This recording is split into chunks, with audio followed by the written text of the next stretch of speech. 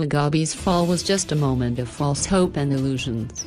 Saturday the 18th of November 2017 shall forever be remembered as the day which inscribed an indelible feature in the history of Zimbabwe.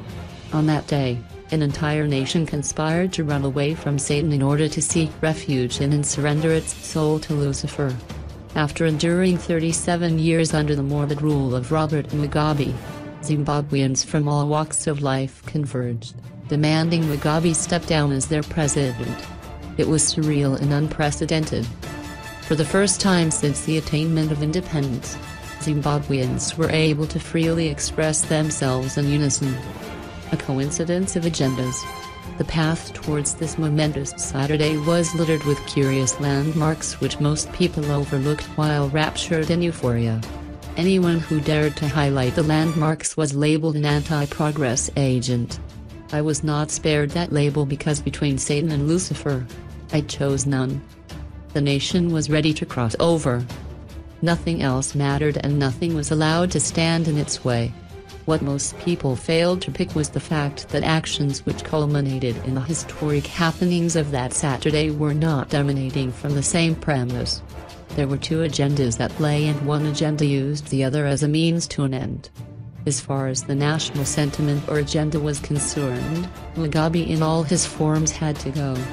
Sly power-mongers in the form of defense forces generals, Agag won his crew saw that as an opportunity to augment their political and factional agenda. They steered the nation towards a precarious and fallacious conclusion that once Mugabe the person was removed and a new Zimbabwe would have been birthed. Gullible and desperate for change, Zimbabweans believed and rallied behind these power-hungry desperados in their warped narrative. Consumed with a burning desire for a new Zimbabwe and paying less attention to what was really happening, Zimbabweans essentially joined their voice to that of this power-intoxicated bunch in a spirited fight to remove Mugabe. Erroneously and naively, Zimbabweans thought that whatever was happening was being done for them. Very few actually perceived that they were aiding a power maneuver which had nothing or little to do with them. Most had concluded that the moment they patiently waited for was finally delivered to them on a silver platter. Surprisingly and regrettably, not many questioned why all of a sudden the chief cornerstones which had sustained Mugabe's grip on power had suddenly turned against him and inclined towards them. Not only that, not many deciphered the critical difference between the People's Agenda and the Defense Forces Agenda. The People's Agenda was motivated by a desire to gain freedom from dictatorship while the Defense Forces Agenda was motivated by a desire to gain power for themselves and their friends. But again, all that didn't matter to many for as long as Mugabe was removed.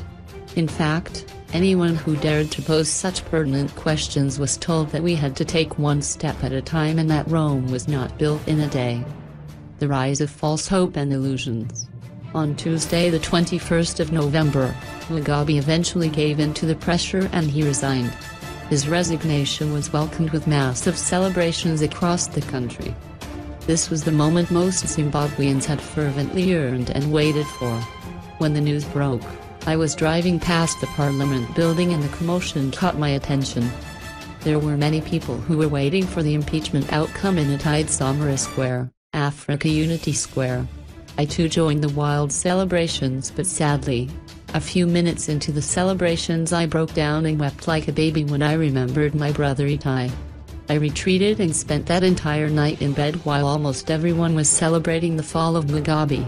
I can safely conclude that this development led to the rise of hope among illusions in most Zimbabweans' minds. If it is anything worth to be classified under hope, then it was false hope.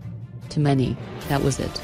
A new Zimbabwe had been delivered to them through the help of the defense forces. The most painful experience I endured in all this was being told Happy New Zimbabwe by my fellow countrymen. I even attended prayer sessions where some excitable pastors told people to praise God for a new Zimbabwe. Something in me kept on impressing that it was not yet a new Zimbabwe, and I always made it a point to register that whenever I had an opportunity to do so privately or publicly. Several of my friends and relatives in the diaspora asked me whether I thought it was the right time for them to return home, and my answer was always an emphatic no. I was adamant that removing Mugabe the person did not mean an automatic death of Mugabe the system. It was just a moment of false hope and illusions. The emergence of pseudo-heroes. While the bizarre happenings unfolded, an extremely flagrant precedence was set. Some very strange pseudo-heroes emerged. The Defense Forces generals, soldiers, war veterans and Emerson Mnangagwa emerged as heroes. In fact, Chaiwin earned himself a sexy nickname in the process. Some started calling him General by. Well, if my girlfriend had called him that, or if she had posed for a selfie with soldiers, that was going to mark the end of our relationship. For successfully wresting power in an unorthodox and unconstitutional manner from Mugabe, these individuals became heroes. For as long as they removed Mugabe, nobody seemed to care about any other aspect. To many they were our heroes who brought freedom, but I persistently repeated that Zimbabwe had been called upon to make an impossible choice between Satan and Lucifer.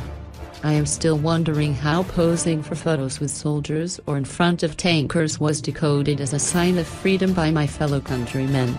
The irony is shocking and disturbing. The excitement of the moment blinkered most from what was really happening. I shudder to conclude that very few of my countrymen really knew what had hit us at that point. That was the beginning of an undesirable journey towards a military state, of course with the aid of a meticulously positioned soundtrack from some camp called the Military Touch Movement. That gifted voice also rode on the tide, and yes, most concluded he is the man of the moment. The epic entrance and branding of Lucifer. After Mugabe's resignation, ZANU-PF quickly installed Mnangagwa as its new leader. It was a quick transition from Satan to Lucifer, or from fire to fire. Mnangagwa returned from self-imposed exile to an anticipating nation. On the 25th of November he was inaugurated as the new president of Zimbabwe at the National Sports Stadium. Mnangagwa's inaugural speech was prolific. He told Zimbabweans what he knew they wanted to hear, and that did the job. That speech caused most fence-sitters to incline towards him. Even his critics gave him a thumbs up for that speech. It was an epic entrance. As soon as Mnangagwa's presidency began, a massive branding exercise was set in motion.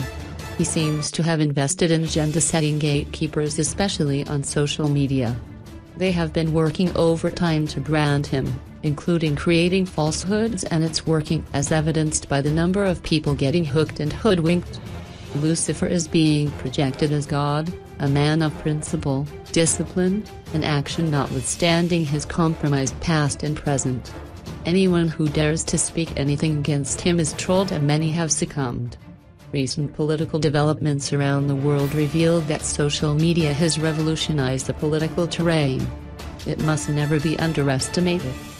Indeed, if not careful, people will end up thinking that Lucifer is God. The glorious fall of Lucifer.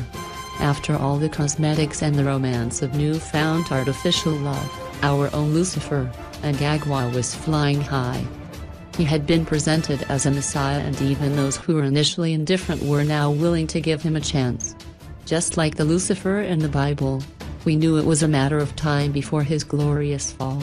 Fortunately, for some of us who have been projecting that curve, much to the dismay of most of our countrymen, vindication came early. Last week Mnangagwa announced his cabinet. Everyone was looking forward to see what the cabinet would look like. Despite the optimism and vote of confidence Mnangagwa had received from Zimbabweans, he chose to erode that with his first major act as president. He appointed a very weird cabinet made up of the same old, clueless and tired faces who helped Mugabe to run Zimbabwe down. He did that despite the fact that Zimbabweans' hunger for change had forced them to give him the benefit of the doubt, even though he really doesn't deserve it. Unthinkable and overambitious as it may have been, most Zimbabweans were prepared to make it work and give their nation a chance to move forward. By appointing an uninspiring cabinet of failures and thieves, Mnangagwa has quickly climbed down from the artificially inflated Messiah pedestal to the Lucifer pedestal where he belongs. Mnangagwa's cabinet has only 2 women and no single youth. Perhaps he appointed this cabinet due to the limited time frame available before the 2018 elections. The time frame narrative is valid, but that still doesn't undo the damage done by this move. It will take a lot more for Mnangagwa to undo the damage done by this move and return to anything approaching his earlier popularity. Going forward, it is too early to write Mnangagwa off. This own goal he scored has just trimmed him back to his actual size. He has a lot to prove, and he has an election to win in 2018. He will do anything, maybe including killing, to retain power. The opposition has been serendipitously given a new lease of life, and it must be utilized to the fullest. More work has to be done. A lutte continue. A new and better Zimbabwe is possible in our lifetime. Patson Zamora is a leadership coach, author and analyst based in Harare.